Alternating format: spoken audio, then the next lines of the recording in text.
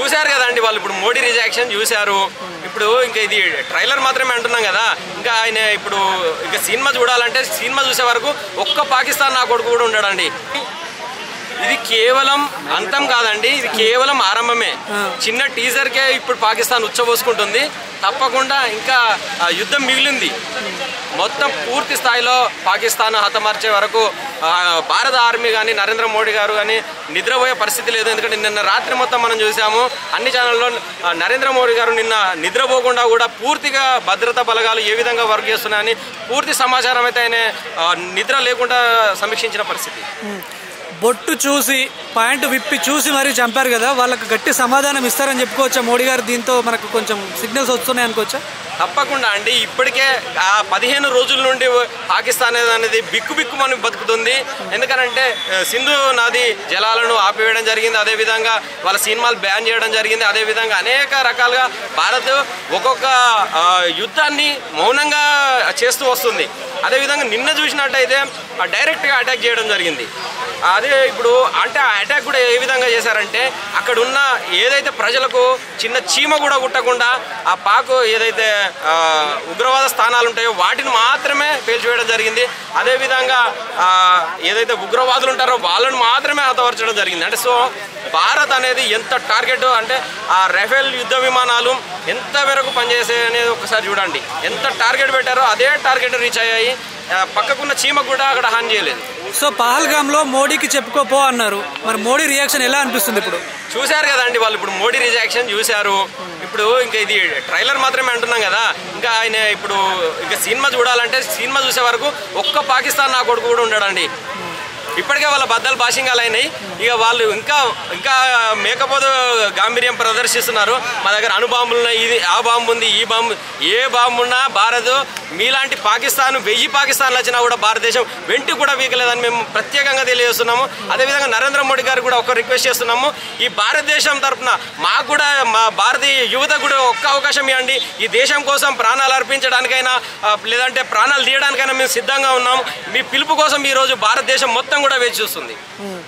So అక్కడ నిన్న జరిగిన పరిణామాలకు పాకిస్తాన్ మీడియాలో యాంకర్లు ఏడుస్తూ చెప్తున్నారు. అంటే అక్కడ పాకిస్తాన్ వాళ్ళు కూడా ఉగ్రవాదులకు సపోర్ట్ చేస్తున్నారు అనుకోవచ్చా? వాస్తవానికి ఏ దేశమైనా అండి అందరూ కూడా ఉగ్రవాదులకు సపోర్ట్ చేయరు. కొంతమంది ఉగ్రవాదులు చేసిన దానికి చాలామంది ప్రజలు ఈరోజు బలవుతున్న పరిస్థితి. దాన్ని ఆ ఇండియన్ అది పాక్ ఆర్మీ కానివ్వండి, ఆ పాక్ గవర్నమెంట్ కానీ దాన్ని తొందరగా ఖండించి ఆ ఉగ్రవాదులను ఏరివేసి ఆ ప్రజలను కాపాడుకుంటే మంచిది. ఇంకా కూడా ఉగ్రవాదులకు స్థావరాలు ఏర్పాటు చేస్తూ నిధులను అంతా కూడా ఈ ఆర్మీకి వచ్చిన నిధులను కానివ్వండి, అదే గవర్నమెంట్ నిధులను కానీ ఉగ్రవాదులకు ఇచ్చి పెంచి పోషిస్తూ ఇంకా కూడా ఇది చేశారనుకోండి ఆ దేశంలో చిన్న పిల్లలు కూడా మిగిలారండి. ఇప్పటికే మనం వీడియోలు చూస్తున్నాం. చిన్న పిల్లలు ఏడుస్తూ కూడా వాళ్ళు ఎటూరు కన్నా తెలియని పరిస్థితి. వాళ్ళకు ఏం తెలియదు. ఎటూరు కన్నా బాంబు పేలుళ్ళు జరిగితే వాళ్ళు బిక్కు అంటూ చిన్నపిల్లలు ఏడుస్తున్న పరిస్థితి.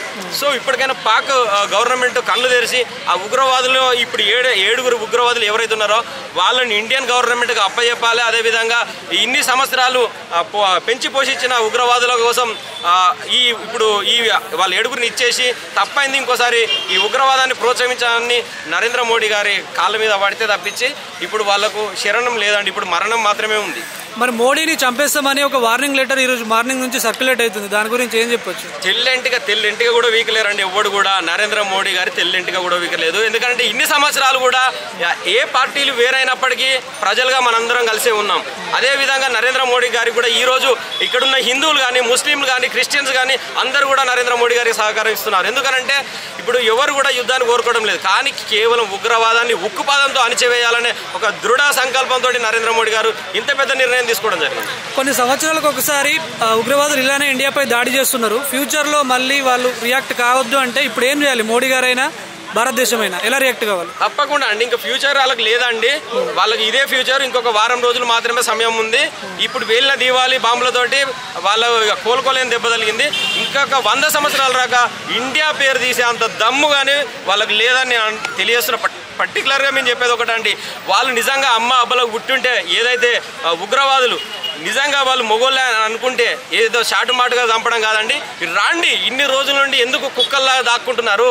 మీరు నిజంగా ఉగ్రవాదులే అయి ఉంటే, మీరు లేకుంటే మీరు పాకిస్తానీలే అయి ఉంటే, మీరు ఏదైనా కూడా మీరు మనుషులే అయి ఉంటే, మీరు ఒక అమ్మ అబ్బకు పుట్టి ఉంటే రాండి, ఇండియన్ ఆర్మీ ముందుకు వచ్చి ఇండియన్ ఆర్మీని ఎదుర్కోండి. సో చాలామంది ఇక్కడ భారతదేశంలో ఉంటూ పాకిస్తాన్ వాళ్ళకు సపోర్ట్ చేస్తారు. సో వాళ్ళకి ఏం చెప్తారు మీరు?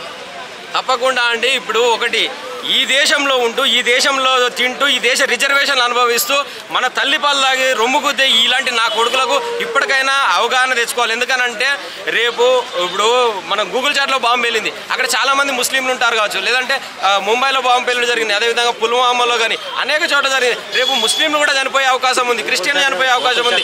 ఎవరు ఎప్పుడు చనిపోతారు అనేది ఇక్కడ తలరాతలో రాసి ఉండదండి. ఉగ్రవాదాన్ని మట్టు పెడితేనే తప్ప అన్ని కులాలు అన్ని మతాలు ప్రశాంతంగా జీవించలేవు. లేదు యుద్ధమే కావాలనుకుంటే ప్రతి ఒక్క ఉగ్రవాదికి ఇక్కడ ఉండి ఇండియాలో ఉండి పాకిస్తాన్కు సపోర్ట్ చేసే నా కొడుకులకు చెప్తున్నాము, బాగా చెప్తారండి. మీరు మొగోళ్ళు అయితే బాగా చెప్తాం. మీరు మీ పాకిస్తాన్ కండువా పట్టుకొని మీ జెండా పట్టుకొని ఎక్కడికి వస్తారో రండి, చార్మినార్ కాడికి వస్తారా, ఎక్కడికన్నా రండి, సిటీలో ఏ సెంటర్ కన్నా రండి, మీరు ఎక్కడికి వచ్చినా మేము సిద్ధంగా ఎదుర్కోవడానికి ఉన్నాం. ఈ దేశం కోసం ప్రాణాలు అర్పించడానికి సిద్ధంగా నరేంద్ర మోడీ గారి వెనుక నడవడానికి యావత్ భారతదేశం మొత్తం వేసి ఉంది. ఇప్పుడు ఏ ఉగ్రవాదులు అయితే మహిళల సింధూరాన్ని లేకుండా తుడిచేశారో, ఇప్పుడు అదే ఆపరేషన్ సింధూర్ తోటి ఉగ్రవాదుల సంస్థలు లేకుండా చేశారు. సో ఎలా అనిపిస్తుంది? చాలా హ్యాపీగా ఉందండి, చాలా హ్యాపీగా ఉంది. అదేవిధంగా ఈ కేవలం 100 మందిని చంపేసినంత మాత్రాన ఉగ్రవాదం ఆగుద్ది అనుకోవడం అది మూర్ఖత్వం. ఉగ్రవాదాన్ని మొత్తం కూకటి వేలతో సహా పెగిలించి వేస్తేనే తప్పించి ఇండియాకు రక్షణ అనేది లేదు. ఎందుకంటే ఈ పాకిస్తాన్ నా కొడుకులకు ఎన్ని దేశాలు ఉన్నాయండి? 40-50 దేశాలు ఉన్నాయి పాకిస్తాన్ దేశాలు. అదేవిధంగా క్రైస్తవులకు 30-40 దేశాలు ఉన్నాయి. కేవలం ఇండియా ఒకటే అన్ని కులాలను అన్ని మతాలను కాపాడుతుంది.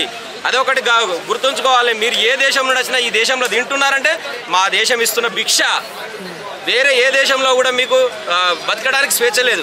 ఈ దేశంలో ప్రతి ఒక్క పౌరుడు, ప్రతి ఒక్క కులస్తుడు, ప్రతి ఒక్క మతస్థుడు ఈ దేశంలో బతుకుతున్నాడంటే ఈ దేశం ఇస్తున్న గౌరవాన్ని మీరు కాపాడండి. మీరు కూడా ఈ దేశంకు పౌరులే. మీరు దేశంలో గాలి పీలుస్తున్నారు, రిజర్వేషన్లు అనుభవిస్తున్నారు. అనేకంగా ఈ దేశాన్ని మనం మనదే అని భావించండి. మన దేశం కోసం పోరాటం చేయండి. అందుకే ఖడ్గం లాంటి మంచి మంచి సినిమాలు తీసిన వాళ్ళ డైరెక్టర్కి నా హ్యాట్స్ ఆఫ్ అండి. ఇప్పుడు మనం అట్లాంటి డైరెక్టర్లను కానీ నిర్మాతలను ఎంకరేజ్ చేయాలి. అలాంటి మంచి మంచి సినిమాలు తీయాలి. హిందూ ముస్లిం బాయ్ బాయ్ అని ఏదైతే ఉందో అదే ఇప్పటికి కూడా కొనసాగించండి.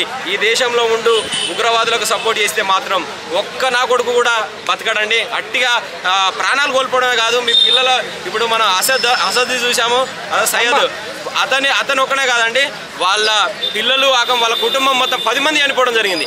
ఒక్కటి చేసిన కారణానికి 1000 మంది 1,00,000 మంది మరణిస్తున్నారు. ఆలోచించండి. ఇదేనా మీ మతం నేర్పింది?